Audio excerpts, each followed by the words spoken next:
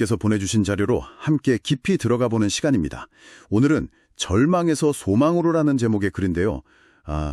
살면서 누구나 겪을 수 있는 그런 어두운 순간들, 또 그 안에서 어떻게 희망을 찾을 수 있을지 좀 같이 이야기 나눠보려고 합니다. 정말 예기치 못한 어려움이나 깊은 상실감에 빠질 때가 있잖아요. 그렇죠.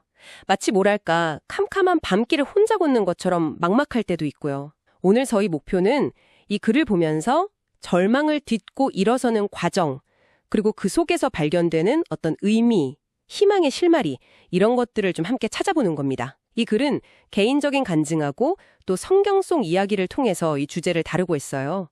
과연 절망 속에서 어떻게 새로운 길이 열릴 수 있을지 지금부터 한번 자세히 들여다보죠. 글은 먼저 우리 인생에서 피할 수 없는 거죠. 실망과 상실의 경험을 딱 짚으면서 시작합니다. 모든 희망이 다 사라진 것 같은 순간. 혹시 그런 경험이 있으신가요? 그럴 때 보통 어떤 생각들을 하게 되나요? 그렇죠. 이 글에서도 나오지만 그런 깊은 절망 속에서는 정말 하나님이 계신 건가? 왜 나한테 이런 일이 생기지? 이런 아주 근본적인 질문들을 던지게 되는 것 같아요. 그게 자연스러운 반응이겠죠. 고통 속에서 어떻게든 의미를 찾으려는 어쩌면 인간의 본능 같은 거 아닐까 싶습니다. 그렇군요. 그런데 이 글은 좀 흥미로운 지점을 이야기하는데요. 바로 그 절망의 순간에 오히려 마음의 등불을 밝히고 다시 일어서게 하는 그런 하나님의 은혜를 경험할 수도 있다. 이렇게 말해요. 그러면서 그분의 살아계심을 고백하게 된다는 거죠. 구체적인 예시를 통해 좀 더 깊이 들어가 볼까요? 네, 글에 아주 인상적인 분의 이야기가 나옵니다. 한때 올림픽 금메달, 이걸 꿈꾸던 정말 촉망받는 국가대표 유도 선수가 있었어요. 매일 땀 흘리면서 영광스러운 미래를 그리고 있었겠죠. 그런데 정말 순식간에 훈련 중에 예기치 못한 사고로 균형을 잃고 머리부터 떨어진 거예요. 그래서 목뼈가 부러지고 결국 하반신 마비 판정을 받게 됩니다. 의사는 다시는 걷지 못할 수도 있다 이렇게 말했고요. 정말 한순간에 모든 꿈과 희망이 산산조각 난 거죠. 그래서 이분은 내 인생은 끝났다 이렇게 생각하면서 아주 절망적인 나날을 보냈다고 합니다. 여기서 잠깐 그 한 개인이 겪는 절망의 깊이를 좀 생각해 볼 필요가 있을 것 같아요. 이게 단순히 몸을 못 쓰게 된 것 그 이상이거든요. 평생을 바쳐온 꿈, 또 자신의 어떤 정체성, 미래에 대한 모든 기대 같은 것들이 한꺼번에 다 무너져 내린 상황인 거죠. 앞서 이야기 나눈 삶의 예기치 못한 전환점의 정말 극적인 예시라고 할 수 있겠습니다. 네, 맞아요. 정말 상상하기 힘든 고통이었을 텐데요. 근데 이야기는 여기서 끝나지 않습니다. 이분이 그 절망 속에서 하나님을 만났다고 해요. 몸은 움직일 수 없었지만 그 병상에서 하나님께 계속 부르짖으면서 기도했다는 거죠. 처음에는 왜 저에게 이런 시련을 주십니까? 하고 막 울부짖기도 했지만 그 절망 속에서 자신을 비관하는 대신에 오히려 희망을 주시는 하나님의 음성을 듣게 되었다. 이렇게 이야기합니다. 그리고 여기서 정말 중요한 인식의 전환이 일어나는 것 같아요. 나를 통해서 하나님께서 하실 일이 있구나. 나만 불행한 게 아니니까 나와 같은 사람들을 위해서 내가 뭔가 해야겠다. 이런 생각을 하게 된 거죠. 바로 이 부분이 핵심인 것 같습니다. 자기 연민에서 벗어나서 어떤 목자의식으로 나아가는 전환점이죠. 그러니까 고통에도 불구하고 희망을 찾는 게 아니라 그 고통 속에서 새로운 의미와 사명을 발견한다는 것. 이게 이 글에서 제시하는 희망의 아주 중요한 측면이라고 볼 수 있습니다. 네, 그리고 실제로 행동으로 옮기셨어요. 휠체어에 의지하면서 자신과 같은 처지의 장애인들과 작은 공동체를 시작했습니다.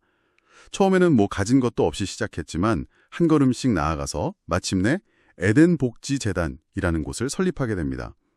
그리고 수십 년간 중증 장애인들에게 일자리를 마련해주고 재활을 도우면서 정말 헌신적인 삶을 사셨죠. 이분이 바로 정덕환 장로님이시고 현재도 휠체어에 의지하시지만 여러 곳에서 절망 가운데 소망을 주시는 하나님을 간증하며 다니신다고 합니다. 자, 이제 이 글에서 제시하는 또 다른 이야기, 성경 속 이야기로 한번 넘어가 보죠. 누가복음 7장에 나오는 이야기인데요. 역시 절망에 빠졌던 사람이 예수님을 만나서 완전히 변화되는 그런 내용입니다. 예수님하고 제자들 그리고 많은 무리가 갈릴리의 작은 마을 나인성이라는 곳에 도착했을 때였어요. 그때 마침 마을 성문에서 장례행렬과 딱 마주칩니다. 죽은 청년의 관이 나오고 있었죠. 이 상황의 비극성을 좀 이해하는 게 중요합니다. 그래서도 설명하듯이 이 죽은 청년은 어머니의 외아들이었어요. 그리고 그 어머니는 과부였고요. 당시 사회에서 남편을 잃은 여성, 특히 유일한 아들마저 잃은 과부의 처지라는 건 뭐 경제적으로나 사회적으로나 정말 극도로 취약한 상태였을 겁니다. 룻기서의 룻과 나오미처럼 정말 생계 자체가 막막한 그런 상황이죠. 그래서는 이 상황을 지울 수 없는 세상의 큰 아픔과 슬픔이라고 표현하면서 그 어머니의 절망이 얼마나 깊었을지 짐작하게 합니다. 그냥 지나치지 않으시고 걸음을 딱 멈추세요. 울고 있는 과부를 보시고 불쌍히 여기셨다 이렇게 기록되어 있는데 그래서는 이 불쌍히 여기심이 그냥 단순히 안타까워하는 마음 이걸 넘어서는 거라고 설명해요. 헬라어 원어 은비로는 마치 내장에 뒤틀리는 듯한 그런 깊은 공감과 연민이었다는 거죠. 정말 흥미로운 해석입니다. 그리고 예수님은 그 과부에게 다가가서 울지 말라 이렇게 말씀하십니다. 그렇죠.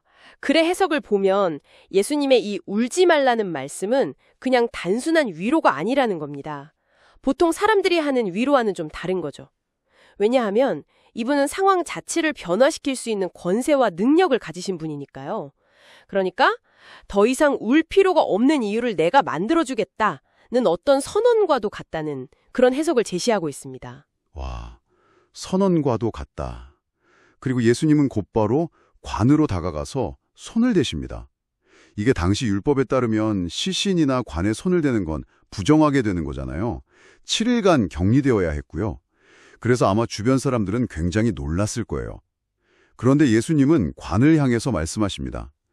청년아, 내가 내게 말하노니 일어나라. 그러자 정말 놀라운 일이 벌어집니다. 죽었던 청년이 벌떡 일어나 앉아서 말을 하기 시작했어요. 그래서는 그 장면을 아주 생생하게 묘사하는데요. 싸늘했던 얼굴에 생기가 돌고 예수님이 그 아들을 다시 어머니에게 돌려주십니다. 이 사건이 가져온 변화는 정말 엄청 많습니다. 그 통곡과 절망의 장례 행렬이 순식간에 기쁨과 환호, 또 찬양의 현장으로 바뀌어버린 거죠. 그래서는 당시 사람들의 반응도 아주 중요하게 다루는데요. 사람들이 두려움, 그러니까 경외심이죠. 경외심을 느끼면서 하나님께 영광을 돌렸고 큰 선지자가 우리 가운데 일어나셨다. 하나님께서 자기 백성을 돌보셨다. 이렇게 외쳤다는 겁니다. 그리고 그래서는 이 지역이 구약시대 엘리야나 엘리사 선지자가 죽은 자를 살렸던 기적이 일어났던 곳과 지리적으로 가깝다는 점을 또 짚어줘요. 사르밧 과부의 아들이나 수넴 여인의 아들 이야기처럼요. 그렇기 때문에 사람들에게 이 사건이 더욱 큰 의미로 다가왔을 거라는 거죠. 귀로만 듣던 전설 같은 이야기가 눈앞에 현실이 된 거니까요. 네, 그렇군요. 자, 그렇다면 이 정덕환 장로님의 이야기와 나인성 과부의 이야기, 이 두 이야기가 우리에게 궁극적으로 무엇을 말해주고 있는 걸까요? 그래서 강조하는 핵심 메시지를 한번 정리해 보겠습니다. 첫째는 예수님은 우리의 아픔을 그냥 외면하지 않으신다는 겁니다. 나인성 과부의 울음을 들으시고 멈춰서서 함께 아파하신 것처럼 우리의 고통에 깊이 공감하신다는 거죠. 그래서는 요한복음 11장에 나오는 나사로 이야기나 또 이사야 53장의 예언, 그는 쉴로 우리의 질고를 지고 우리의 슬픔을 당하였거늘, 이 구절들을 예로 들면서요, 하나님이 인간의 아픔을 아시고 함께 하신다는 점을 강조합니다. 네, 맞아요. 그 공감이라는 것, 내 아픔을 누군가 알아준다는 그 경험 자체가 주는 힘이 있잖아요. 이 글은 바로 그 공감의 주체가 궁극적으로는 하나님, 예수님이라고 말하고 있는 거죠. 네, 그리고 두 번째 핵심 메시지는 예수님은 절망 속에서 새로운 희망을 주신다는 것입니다. 죽음을 이기신 분께는 불가능이 없다는 거죠. 일어나라 라는 그 명령은 단순한 위로가 아니라 정말 생명과 회복의 선포라는 겁니다. 폭풍을 잠잠케 하시거나 오병이어 기적, 병고침, 또 나사로를 살리신 예시들을 들면서 그분의 능력을 설명하고 있습니다. 아, 그런데 여기서 희만의 성격에 대해서 글이 좀 더 깊이 들어가는데요. 항상 나인성 이야기처럼 즉각적이고 아주 극적인 기적의 형태로만 나타나는 건 아닐 수도 있다는 점을 언급해요. 때로는 문제가 당장 해결되지 않더라도 그 상황을 바라보는 우리의 마음이나 생각이 바뀌는 것, 그러니까 절망 대신에 소망을 품게 되는 그런 내면의 변화, 이것도 희망이라는 거죠. 혹은 새로운 힘과 지혜를 얻는 방식으로 나타날 수도 있고요. 그래서는 이사야 41장 10절 두려워하지 말라 내가 너와 함께함이라 이 말씀을 인용하면서 이런 내적인 힘과 평안함 역시 희망의 중요한 모습이라고 이야기합니다. 이게 앞서 살펴본 정덕환 장로님 이야기하고 딱 연결되죠. 외부 상황, 그러니까 하반신 마비라는 상황이 과거로 돌아가진 않았잖아요. 하지만 내면의 변화를 통해서 새로운 희망과 목적을 찾으신 것처럼요.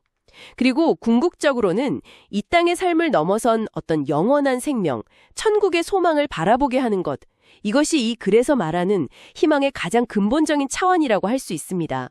중요한 건 하나님은 각자에게 가장 적절한 때, 또 가장 완벽한 방법으로 응답하신다는 그런 믿음을 이야기하고 있습니다. 네, 오늘은 절망에서 소망으로라는 글을 통해서 정말 감당하기 힘든 절망에 직면했을 때 마치 하반신 마비가 된 유도 선수나 외아들을 잃은 과부처럼요.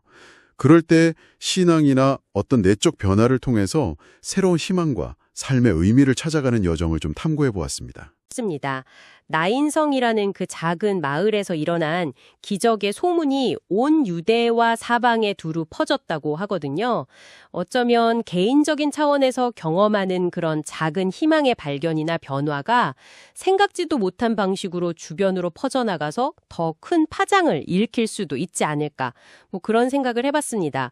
여러분의 삶 속에 있는 그 나인성에서 발견하는 희망이 여러분 자신에게는 물론이고 주변에는 또 어떤 의미를 가질 수 있을지 한번 생각해 보시면 좋겠습니다. 네, 오늘 저희와 함께 이 깊이 있는 탐구에 참여해 주셔서 정말 감사합니다.